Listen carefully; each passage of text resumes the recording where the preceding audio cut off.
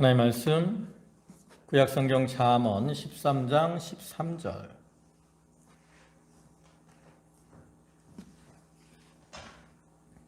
잠언 13장 13절입니다. 구약성경 페이지로는 924쪽.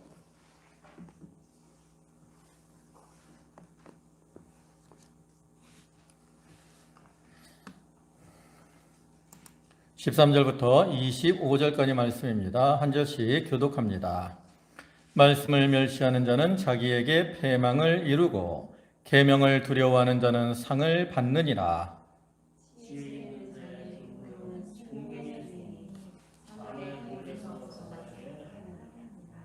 선한 지혜는 은혜를 베푸나 사악한 자의 길은 험하니라.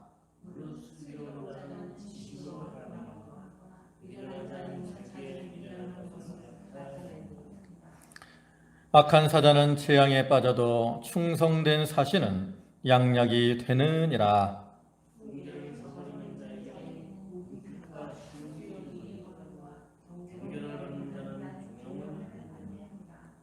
소원을 성취하면 마음에 달아도 미련한 자는 악에서 떠나기를 싫어하느니라.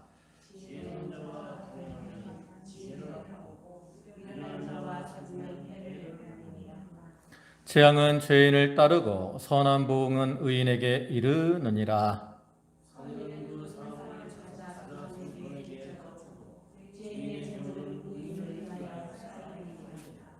가난한 자는 밭을 경작함으로 양식이 많아지거니와 불의로 말미암아 가산을 탕진하는 자가 있느니라.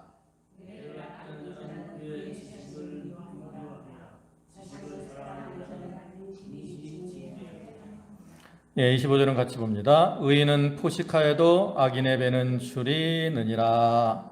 아멘. 예, 잠언 오늘 13장 13절부터 25절까지 보셨는데요.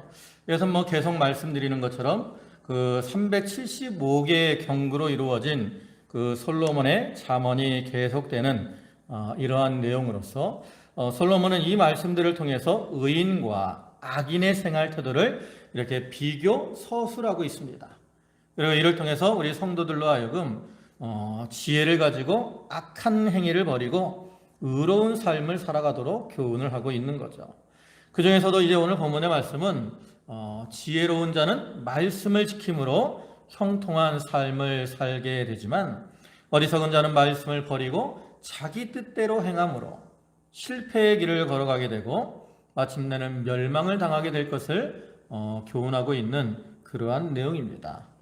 우리 성도들에게 있어서 이 하나님의 말씀은 지혜의 보고라고 할 수 있습니다. 왜냐하면 이 말씀은 우리에게 하나님과 또 구원의 이치를 보여줄 뿐만 아니라 또 우리 인생들로 하여금 복되고 형통한 길을 걸어가는 그러한 이치를 가르쳐주고 있기 때문이죠. 또 우리는 이러한 말씀을 귀히 여기고 말씀을 사랑하며 말씀에 순종하는 삶을 살아가야 되는데 사실 많은 사람들은 이러한 말씀을 떠나 제 멋대로 살아가는 그런 어리석은 모습으로 살아가고 있다는 거죠. 그래서 우리 성도들은 지혜로운 자가 되어서 늘 이 말씀을 가까이 하고 그 말씀을 통해서 생명을 얻으며 또 다른 이들에게도 이 말씀을 전해서 그들의 생명을 살려나가는 이러한 일을 잘 감당해 나아가도록 해야 되는 겁니다. 이제 본문을 보시면 13절에 말씀을 멸시하는 자는 자기에게 패망을 이루고 계명을 두려워하는 자는 상을 받느니라. 여기 이 말씀은 신명기 전체의 주제라고 할 수 있는 것으로서 하나님의 명령과 규례와 법도를 잘 지키고 행하는 자는 복을 받고 반대로 하나님 말씀을 멸시하고 말씀에서 돌이켜서 자기 뜻대로 행하는 자는 반드시 망하게 된다라는 이러한 것을 나타내고 있죠. 근데 사실 이러한 것은 신명기뿐만 아니라 성경 전체의 원리라고 할 수 있습니다. 성경 전체의 원리가 뭐예요? 순종하면 뭘 받아요? 복을 받아요. 반면에 불순종하면 뭘 받습니까? 하나님의 심판과 징계를 받게 된다라는 거죠. 그래서 우리 성도들은 지혜로운 자로서 이러한 하나님 말씀을 가까이 하고 두렵고 떨림으로 말씀에 순종하는 삶을 살아가야 된다라는 거죠. 또 이어서 14절에서는 지혜 있는 자의 교훈은 생명의 샘이니 사망의 그늘에서 벗어나게 하느니라. 여기 지혜 있는 자가 나옵니다. 이 지혜 있는 자는 어떤 자를 가리키느냐? 바로 앞에 말한 계명을 두려워하며 그 말씀으로 자기의 교훈을 삼는 자들을 가리키죠. 그럴 때 이러한 자들이 주는 교훈은 어떤 교훈이냐? 자기 생각대로 주는 교훈이 아니라 말씀에 근거한 교훈이라는 거죠. 그래서 이러한 사람들은 말씀에 근거해서 참 바른 교훈으로 다른 사람들을 위로하고 또 다른 사람들에게 죄악을 버리고 하나님을 경외함으로 말씀에 순종하도록 인도하는 거예요. 그렇기 때문에 그 교훈을 따라가는 사람은 말씀을 통해서 생명이 살기 때문에 이와 같이 생명의 샘이다 라고 말씀을 하는 거죠. 하나님의 말씀은 또한 우리 그 말씀에는 생명이 있습니다. 우리가 그 말씀을 붙들고 순종하면 사망의 그늘에서 벗어나서 생명을 얻게 되죠. 또 오늘날에 우리가 좋은 말씀을 바로 가르치는 선생님이나 또 인도자들의 교훈을 잘 따르면 우리가 걸어가다가 사망의 그늘을 만날 때가 많은데 그때도 그 말씀으로 인해서 넘어지거나 실족하지 않고 거기서 벗어나 생명의 길을 걸어갈 수가 있는 겁니다. 또 이어서 15절에서는 선한 지혜는 은혜를 베푸나 사악한 자의 길은 험하니라. 이것도 앞의 내용과 이어지는 것으로서 여기 선한 지혜 또 사악한 자의 길이 나오잖아요. 그러니까 선한 지혜는 그 지혜로운 자의 교훈, 이것을 가리키죠. 하나님의 말씀을 통해서 깨닫게 되는 그러한 교훈들이 바로 선한 지혜죠. 그래서 이러한 지혜는 그 지혜를 들은 사람으로 하여금 다른 사람들에게 은혜를 베풀고 도움을 줘서 또 그들을 유익한 길로 생명의 길로 인도하는 겁니다. 반면에 사악한 자의 길이 있어요. 이거를 개역 성경에서는 괴사한 길이다라고 번역을 했습니다. 그러니까 이 말은 결국 남을 속이고 하나님 앞에서 정직하지 못하고 신실하지 못하게 행하는 행동을 가리키는. 그래서 이렇게 남을 속이고 하나님 앞에서 신실하지 못한 죄악의 길을 걸어가는 사람은 그 결과가 뭡니까? 하나님의 심판이기 때문에 그 사람의 인생은 험하고 또 마침내는 부끄러운 인생이 되고 만다라는 거죠. 그리고 16절에서는 무릇 슬기로운 자는 지식으로 행하거니와 미련한 자는 자기의 미련한 것을 나타내느니라. 여기서도 슬기로운 자와 미련한 자가 나오죠. 슬기로운 자는 마음속에 그 심령 속에 지혜와 말씀을 통한 지혜와 지식이 있습니다. 그렇기 때문에 그 사람은 그 지혜와 지식을 따라 어떤 길을 걸어가느냐? 바른 길을 걸어가죠. 바른 길을 걸어가니까 그로 인해서 복되고 형통한 그러한 삶을 살아가게 됩니다. 반면에 미련한 자는 그 심령 속에 진리의 지식과 지혜가 없어요. 그리고 이렇게 지혜와 지식이 없으니까 어떻게 행합니까? 아무 생각 없이 함부로 또 미련하게 행하게 되는 것이고, 이렇게 미련하게 행하니까 그 사람은 심판을 받으며 패망을 하게 되고 만다라는. 그러니까 우리가 이를 통해서 이 지혜가 어떤 사람의 행동의 가치를 좌우하는 아주 중요한 근원이 된다는 것을 알 수 있어요. 그래서 우리는 무엇을 구해야 된다는 거예요? 이러한 교훈들을 통해서 지혜를 구하는 자가 되어야 된다. 솔로몬은 이렇게 교훈을 하는 거죠. 그리고 이어서 또 17절에서는 악한 사자는 재앙에 빠져도 충성된 사신은 양약이 되느니라 그랬습니다. 여기서도 악한 사자, 충성된 사신이 나옵니다. 여기 악한 사자는 무슨 이 짐승 사자를 말하는 게 아니라 사신으로 파견된 사람을 가리켜요. 근데 이 사람은 악해요. 악하다는 건 뭐예요? 주인의 뜻대로 행동하지 않고 어떤 자기의 이익을 위해서 주인의 뜻을 저버리고 잘못된 그러한 행동을 하는 사람을 가리키죠. 그래서 이 사람은 주인이 자기에게 맡긴 사명보다 뭐가 더 중요해요? 자기의 이익이 더 중요하다고. 그렇기 때문에 이 사람은 자기의 사명을 온전히 감당하지 못하게 되고, 그러면서 자기를 보낸 주인까지도 부끄럽게 하는 자가 되는 겁니다. 반면에 충성된 사신이 있는데, 이 사람은 주인이 보낸 대로 충성되게 일하고 또 주인의 뜻을 바로 잘 전하고 모든 것을 지혜롭게 처리하는 이러한 사람을 가리키죠. 그렇기 때문에 이 사람은 자기 또 주인에게도 유익을 끼치게 되고, 그러한 모습이 마치 병든 자에게 좋은 약을 주는 것과 같다라는 거예요. 다른 이들에게 유익을 주는 자라는 거죠. 그래서 성경에 보면 그런 대표적인 인물을 찾아볼 수 있는데, 이 악한 사자의 대표적인 인물은 누가 있냐면 게하시라는 사람이 있습니다. 우리가 열왕기 하 5장을 보면 그 나아만 군대 장관이 나오잖아요. 나아만이 문둥병에 들렸다가 이제 엘리사 선지자에게 와서 결국은 고침을 받게 되죠. 요단강에 가서 7번 씻으라 할 때 이제 어쨌든 순종해서 몸을 씻음으로 몸이 나음을 입게 됩니다. 그러니까 이제 나아만 군대 장관이 엘리사에게 많은 예물을 주려고 그런다고. 자기가 가지고 왔던 많은 예물들을 엘리사 선지자에게 주려고 그래요. 근데 엘리사 선지자는 거절합니다. 이건 내가 한 게 아니고 하나님이 하신 거다. 그러니까 하나님의 영광을 위해서 그 재물을 거절하죠. 그러니까 나아만이 이제 거절하니까 이제 가지고 왔던 것들을 다시 가지고 돌아갑니다. 근데 그 뒤에 이 엘리사의 사환이었던 게하시라는 사람이 따라가요. 엘리사가 보내지도 않았는데 자기가 임의대로 따라가는 겁니다.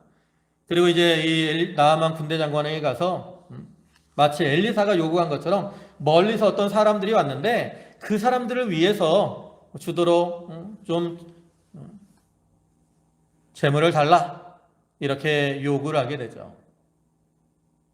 근데 이러한 게하실의 행동으로 해서 결국은 하나님의 영광이 가리워지고, 또 엘리사 선지자가 앞에서는 마치 재물에 대해서 깨끗한 것처럼 하지만 뒤에서 몰래 재물을 요구하는 외식적인 사람인 것처럼 나타나게 됐다라는 거죠. 그렇기 때문에 이 게하시는 결국 하나님의 징계를 받아서 문둥병에 걸리고 말았어요. 악한 사자의 모습을 보여주는 거죠. 반면에 또 이 충성된 사신의 모습을 볼 수 있는 것은 그 창세기 24장에 오면 아브라함의 늙은 종이 있습니다. 그때 이제 창세기 24장 보면 아브라함이 나이 많아 늙었고, 그런데 늙었을 때 이제 아브라함이 자기 아들 이삭을 위해서 이제 배우자를 선택하려고 하잖아요. 그래가지고 이제 자기에게 있는 늙은 종을 이제 불러가지고 이삭을 위한 배우자를 선택하도록 합니다. 그리고 어떻게 해요? 이 가나안 사람들 중에서 이삭을 위한 배우자를 구하지 말고 멀리 자기 고향 하란으로 가서 이삭을 위한 배우자를 선택하도록 하죠. 이 가나안 땅에서 하란까지 가까운 거리가 아니지만 이 늙은 종은 그 아브라함의 말에 순종해서 이제 그 하란 지역까지 가고, 또 좋은 배우자를 얻기 위해서 하나님 앞에 기도한다고. 하나님이 이렇게 하면 하나님이 주시는 그 이삭의 짝으로 알겠습니다. 기도하니까 하나님이 이제 그 리브가를 만나게 하시잖아요. 그래서 이 늙은 종이 거기서 이제 지혜롭게 잘 함으로 그 리브가를 이렇게 이제 가나안 땅으로 데리고 오고 이삭을 위한 좋은 배우자로 세우고 아름다운 가정을 이룰 수 있도록 했어요. 이와 같이 자기가 나이 많고 늙었지만 주인이 맡긴 일에 충성을 다하는 사람, 그렇기 때문에 그 늙은 종은 충성된 종이라고 할 수 있습니다. 이러한 모습처럼 오늘날 우리 성도들도 우리 자신들이 하나님이 보내신 사자인 줄 알아야 돼요. 고린도후서 5장을 오면 그리스도의 사신이다라는 표현이 나오거든요. 우리는 다 그리스도의 사신으로 세상에 보냄을 받은 자들입니다. 그러니까 우리가 사신으로 보냄을 받았으면 어떻게 해야 돼요? 충성된 사신으로서의 역할을 잘 감당해 나가야 된다는 거죠. 특별히 교육자들이 먼저 하나님 말씀을 바로 깨닫고 말씀대로 잘 전해야 되고, 또 성도들도 그러한 종을 통해서 배운 진리의 말씀을 잘 붙들고 그 말씀을 따라 행함으로 생명을 살리는 이러한 사명을 잘 감당해 나아가야 되는 거죠. 또 18절에는 훈계를 저버리는 자에게는 궁핍과 수욕이 이르거니와 경계를 받는 자는 존영을 받느니라 그랬습니다. 여기서도 이제 부모나 인도자가 말씀으로 훈계할 때 그것을 저버리고 듣지 않으면 어떻게 돼요? 실패하게 되는 거예요. 그래서 궁핍과 수용을 당하게 됩니다. 반면에 이 경계를 잘 받는 자, 이 경계를 잘 받는다는 것은 훈계나 충고에 귀를 기울인 자를 가리키는데, 이러한 자들은 어떻게 돼요? 존영을 얻어요. 왜 사람들이 다른 사람의 훈계를 듣기 싫어할까? 왜 훈계를 듣기 싫어할 것 같아요? 그것은 자기가 옳다라고 생각을 하기 때문입니다. 그러나 우리가 아무리 자기가 옳은 것 같아도 하나님 말씀은 더 지혜롭고 명철을 주는 말씀이라는 거죠. 우리가 만약에 자기가 옳은 줄 알고 이렇게 교만해서 훈계를 거절하고 나가면 결국 말씀을 통해서 주는 지혜와 명철을 잃어버린 것이 되기 때문에 그 사람에게는 영적인 궁핍과 환란이 오게 되어 있어요. 우리가 잘 아는 누가복음 15장에 보면 탕자의 비유가 나오는데, 탕자가 왜 먼 타국으로 갔습니까? 아버지의 훈계를 안 들으려고 한 거예요. 그래서 아버지 훈계를 안 듣고 자기 마음대로 살아보려고 먼 타국에 갔다고. 결과가 뭡니까? 자기가 가져갔던 그 재산을 다 허비하고 마침내는 실패하고 궁핍에 빠지게 됐잖아요. 돼지가 먹는 주염 열매를 먹으려고 해도 주는 사람이 없는 그런 아주 공공한 처지에 이르게 되고 말았어요. 우리는 이렇게 훈계를 저버리는 자가 되지 말고 훈계와 경계를 잘 받는 자가 되어야 됩니다. 우리가 훈계와 경계를 잘 받으면 그를 통해서 지혜를 얻게 되고 바른 길을 걸어가기 때문에 그 사람은 하나님과 사람 앞에서 존귀와 영광을 누리게 되는 거죠. 사실 이 훈계나 경계가 들을 때는 사람을 구속하고 또 활동을 제한하기 때문에 무익한 것처럼 여겨지기 쉽습니다. 그러나 이 훈계와 경계를 잘 들으면 그것이 이 들은 사람으로 하여금 어떤 망령된 행실을 행하는 것을 이렇게 제어하고 또 악한 길로 가는 것을 방지하기 때문에 유익한 길을 걸어갈 수 있게 하는 거예요. 이렇게 유익한 길을 걸어가기 때문에 마침내는 존귀와 영광을 얻게 되는 것이고요. 19절에서는 소원을 성취하면 마음에 달아도 미련한 자는 악에서 떠나기를 싫어하느니라 그랬어요. 이 소원이 성취하면 마음이 단다 그랬잖아요. 우리가 어떤 마음의 소원을 가지고 있으면 그것을 이루기 위해서 힘을 쓰죠. 그러다가 이것이 이루어지면 어떻게 돼요? 참 마음이 아주 기쁘고 즐겁다. 그것이 마음속에 너무나 다른 거예요. 특별히 이제 부모님들이 자녀들을 이렇게 기르다 보면 자녀들이 이렇게 됐으면 하는 그러한 소원들이 있어요. 우리 사모도 예은이, 하은이 기르면서 그러한 소원들이 있었다. 그래서 이제 어릴 때부터 그 소원을 이루기 위해서 하나님 앞에 기도를 많이 했는데, 이제 애들이 이제 대학교 갈 때 처음에는 예은이가 이제 원하는 대학을 못 갔잖아요. 물론 이제 그래도 실패한 건 아니지만 그래도 조금 마음이 낙심되는 게 있었다. 근데 이제 그때가 마치 코로나 때문에 예은이가 학교를 못 갔어요. 그러니까 못 가니까 자기도 좀 섭섭했는지 이제 재수를 해보겠다 그래갖고 재수를 하고, 그래서 이제 그 다음에 이제 원하는 대학을 갔는데, 이렇게 코로나를 만나고 이런 과정들이 참 힘들고 괴로운 이런 과정이었지만 하나님은 그 과정들을 통해서 소원을 이루어 주셨다라는 거죠. 그래서 참 그 기쁨이 컸던 것 같아요. 뭐 이건 자녀에 대한 것뿐만 아니라 그 외에도 우리가 마음속에 여러 가지 소원들을 두고 있다가 그것이 이루어지면 참 기쁘고 즐거운 것 같아요. 근데 반면에 여기 미련한 자는 어때요? 악에서 떠나기를 싫어해요. 이 미련한 자는 책망을 받으면서도 지금 자기가 누리는 어떤 일시적인 쾌락, 즐거움 때문에 악에서 떠나기를 싫어하는 거예요. 그러나 그 결과는 패망이라는 거죠. 그러니까 우리는 마음속에 선한 소원을 두고 살아가야지 어떤 마음속에 육신의 쾌락, 즐거움 이것 때문에 악한 길을 걸어가면 안 된다라는 거죠. 그 다음 20절에 지혜로운 자와 동행하면 지혜를 얻고 미련한 자와 사귀면 해를 받느니라 그랬어요. 이 말씀은 우리가 어떤 친구를 사귀느냐, 그래 좋은 친구를 사귀어야 될 것을 교훈하는 거죠. 우리가 삶 속에서 어떤 친구를 사귀느냐에 따라서 그 사람의 어떤 인격이나 또 인생의 방향이 달라지는 것 같아요. 우리가 지혜롭고 선한 이러한 친구를 사귀게 되면 자기도 좀 지혜롭고 선한 길을 걸어가는 경우가 많습니다. 반면에 악한 친구를 사귀게 되면 자기도 악해지고 함정에 빠지게 되죠. 또 고린도전서 15장 33절에서는 뭐라고 말씀하냐면 속지 말라 악한 동무들은 선한 행실을 더럽히나니 이랬습니다. 세상만 해도 금묵자의 근주 자적이라는 말이 있죠. 먹을 가까이 하면 검어지고 또 붉은 것을 가까이 하면 붉게 된다, 이러한 뜻으로서 이것도 좋은 친구를 사귀어야 될 것을 가까이 하는, 교훈하는 거죠. 특별히 우리가 젊을 때 더 그런 것 같아요. 젊을 때 우리가 젊을 때는 친구를 많이 만나고 친구와 함께하는 시간이 많기 때문에 친구의 영향을 많이 받습니다.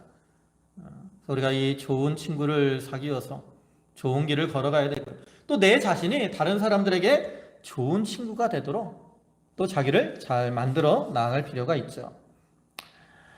그리고 21절에 재앙은 죄인을 따르고 선한 부흥은 의인에게 이르느니라. 여기 나타난 이 교훈은 잠언에 주로 자주 언급되는 이러한 교훈으로서 공의의 하나님의 그 보응하심을 보여주는 겁니다. 하나님은 공의의 하나님이시기 때문에 어떻게 보응하세요? 행한 대로 보응을 하시죠. 그래서 의를 행하고 선을 행한 그러한 의인에게는 하나님이 선한 것으로 갚아주십니다. 반면에 악을 행하고 죄의 길을 걸어가는 자들에게는 하나님이 재앙으로 갚아주시죠. 근데 여기 보면 재앙은 죄인을 따르고 그랬어요. 따르고. 여기 따르다라는 말은 추적하다라는 그러한 의미를 가지고 있거든요. 그러니까 집요하게 뒤쫓아가는 거야. 그러니까 죄인들이 범한 이 악에 대해서는 하나님의 심판이 어떻다라는 거예요.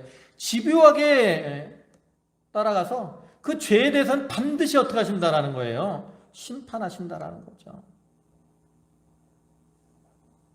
그러니까 우리가 죄를 범하면 반드시 하나님의 심판이 임하게 된다라는 걸 우리가 기억하고 두렵고 떨림으로 죄를 멀리하고 선을 행하기를 힘쓰는 자들이 되어야 되는 거죠. 22절에 선인은 그 산업을 자자 손손에게 끼쳐도 죄인의 재물은 의인을 위하여 쌓이느니라. 이것도 앞의 내용과 연결이 되는 거예요. 하나님이 선을 행하는 자에게는 보응을 하시는데 그 사람에게만 보응하는 것이 아니라 자자 손손에게도 하나님이 복을 주신다라는 거예요. 왜냐하면 이 선을 행하는 사람은 말뿐이 아니라 그 행동도 어때요? 선하다고. 그래서 그 선한 행동이 자녀들에게 본이 된다라는 거죠. 그러니까 자녀들도 어떠한 행동을 어떤 행동을 행하겠습니까? 선한 부모의 슬하에서 자라난 자녀들은 보통 부모의 영향을 받아서 선한 행동을 하기가 쉽죠. 그렇기 때문에 그 자녀들도 선한 길을 걸어가니까 실패하지 않고 복을 받는 거예요. 그래서 그 산업이 자자손손 계속 이어지는 거죠. 반면에 이 죄인들은 어때요? 당장의 악을 행하면서 재물을 많이 쌓아두더라도 그 악한 행동들이 누구에게 영향을 미쳐요? 자기의 자녀들에게 영향을 미쳐요. 그러니까 자녀들이 어떤 모습으로 살아요? 선한 모습이 아닌 악한 모습으로 살아간다라는 거죠. 그들은 결국 징계와 심판을 당하게 되고 그들이 쌓아둔 재물들도 다 빼앗기게 되고 오히려 그것이 의인들을 위해서 하나님이 사용하도록 하신다라는 거예요.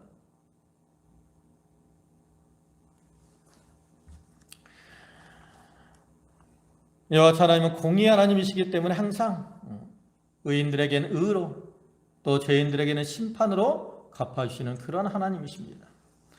또 23절에 가난한 자는 밭을 경작함으로 양식이 많아지거니와 불의로 말미암아 가산을 탕진하는 자가 있느니라 그랬습니다. 여기서도 여기서는 이제 부지런하게 행해야 될 것을 가리키는데 여기 가난한 자는 밭을 경작한다 그랬어요. 여기 밭을 경작한다라는 것은 그 처음 경작하는 땅에서 돌과 잡초를 제거하는 것처럼 아주 일반적인 농사보다 아주 힘들고 어렵게 농사를 짓는 것을 가리킵니다. 그래서 이렇게 많은 수고를 통해서 땅을 개간하고 곡식을 심고 부지런히 돌보고 이렇게 열심히 일하면 그 수고의 결과로 많은 소출을 거두게 된다라는 거죠. 반면에 이 불의로 말미암아 가산을 탕진한다 그랬는데 이것은 불의한 방법으로 재산을 모으려고 하는 이러한 자들을 가리켜요. 이런 악한 자들은 그 모은 재물조차도 다 탕진하고 가난하게 된다라는 거죠. 그러니까 이것은 결국 정당한 수고와 노력을 통해서 축적하는 부만이 가치가 있다라는 거예요.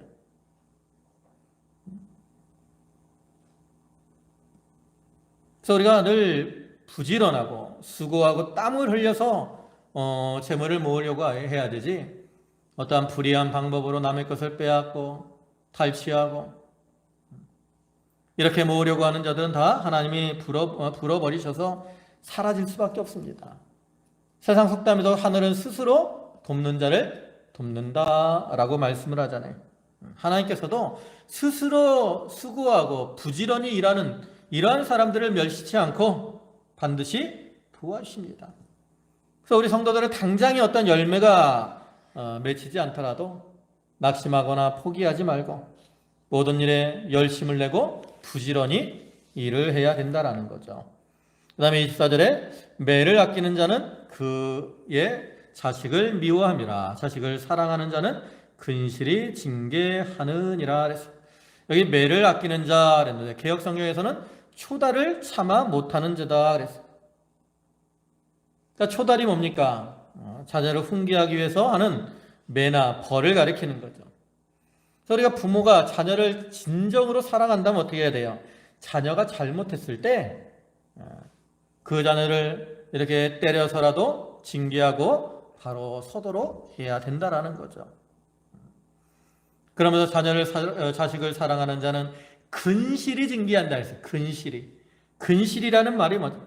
이거는 일찍이 또 때를 맞춰 부지런히 징계한다라는 이러한 말이어서 어렸을 때부터 자녀들을 부지런히 징계해야 된다라는 이건 뭐 감정적으로 때리는 걸 의미하는 게 아닙니다. 감정적으로. 어떤 부모들은 자기가 어떤 혈기가 나서 감정적으로 자녀들을 이렇게 때리는 경우가 있는데 이건 오히려 역효과가 나죠. 그러니까 우리가 자녀들이 잘못했을 때도 이렇게 징계를 하더라도 감정적으로 하면 안 돼요. 어떤 매를 맞게 되는 이유에 대해서 정확하게 설명을 해주고 그 다음에는 또 자식을 초달한 다음에 또 부모가 내가 자기를 사랑한다라는 그런 표를 해줘야 되고 사실 어릴 때 이렇게 바로 잡아주는 게 중요합니다. 어릴 때는 애들이 이렇게 조금만 징계를 해도 이게 잘못된구나 것을 깨닫고 쉽게 고치기가 쉬워요. 근데 어른이 되면 이미 그게 틀에 박혀 있다고 쉽게 고쳐지지 않아요. 우리가 나무를 기를 때도 보면 나무들은 어릴 때는 이렇게 부드럽다고 나무 가지가 쉽게 휘어요. 그래서 이렇게 조금 똑바로 잡아주기가 쉽습니다. 이렇게 기둥 세우고. 그러나 이제 좀 이게 나무가 연식이 돼서 이렇게 구부러진 것들은 다시 잡을 수가 없어요. 이미 다 거기에 굳어져 있기 때문에. 사람도 마찬가지라는 거죠. 어릴 때는 애들이 마음이 유순하기 때문에 조금만 징계를 해도 이게 잘못된 거구나 이렇게 하면 안 되는구나 그걸 깨닫고 바로 하려고 해요.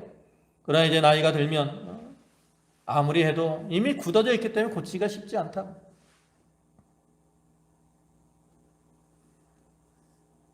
물론 우리가 자녀를 때리면 부모 마음이 아프죠. 또 자녀도 아픕니다. 그러나 이렇게 아픈 것만 생각해서 초달을 하지 않으면 그것이 자녀를 사랑하는 것 같지만 오히려 악을 용납하는 것이기 때문에 자녀가 이렇게 해도 괜찮구나 이런 생각을 품게 되고 계속해서 잘못된 길을 걸어가는 거예요. 그래서 자녀를 초달하지 못하는 것, 매를 아끼는 자는 자식을 미워하는 것이고 자녀를 망하게 하는 건 줄 알아야 됩니다.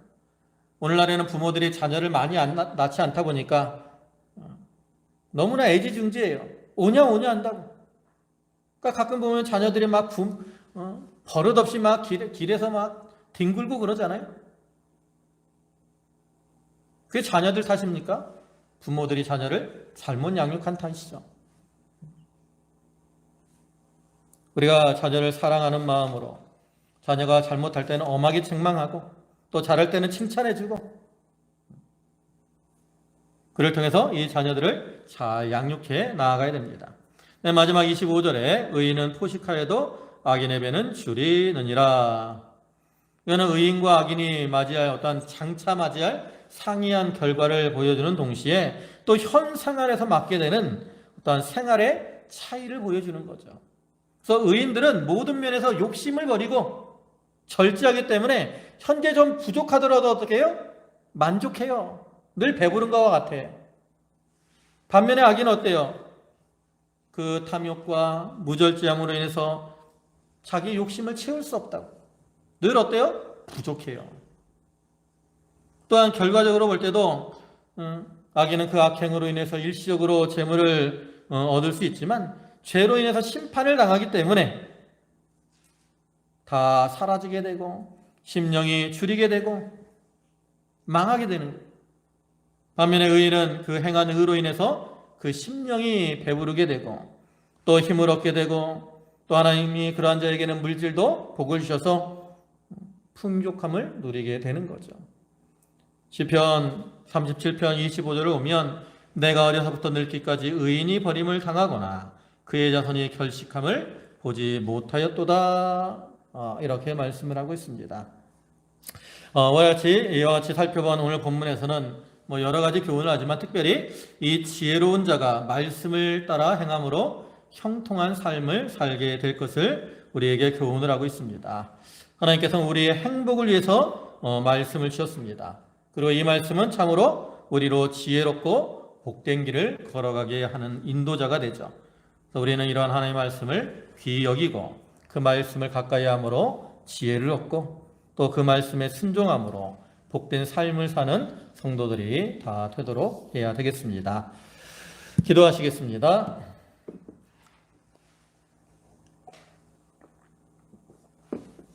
만유의 주제가 되시고 만복의 근원이 되시는 주님, 우리의 행복을 위하여 말씀을 주시고 그 말씀을 통해서 저희를 가르치시고 교훈하시고 책망하셔서 우리로 하나님의 사람으로 온전케 하시며 또 주의 일을 행하기에 온전케 만들어 나가심에 감사를 드립니다. 아버지 하나님, 저희가 이 지혜로운 말씀 또 생명이 되는 말씀, 복의 근원이 되는 말씀을 귀히 여기게 하시고 그 말씀을 가까이 하며 말씀을 통해 지혜를 얻게 하여 주시옵소서. 또한 깨달은 말씀을 순종함으로 하나님을 기쁘시게 하며 또 하나님이시는 은혜와 은총을 누리며 살아가는 모든 성도들이 되게 하여 주시옵소서. 아버지 하나님, 이 세상 가운데서 저희를 미혹하는 것들이 많이 있을지라도 저희가 하나님의 말씀을 붙들므로 승리케 하시고 저희의 삶이 참 주님 안에서 복되고 형통케 하여 주시옵소서. 저희 성도들 한 사람 한 사람을 기억해 주시고 아버지 하나님께서 은혜와 은총으로 도와시며 저들에게 주시는 말씀이 저들의 심령의 양약이 되고 힘이 되어서 우리 모든 성도들이 삶 속에서 승리하며 그 마음속에 평안과 기쁨과 소망이 늘 충만케 하여 주시옵소서. 감사하오며 예수님의 이름으로 기도 올리옵나이다. 아멘.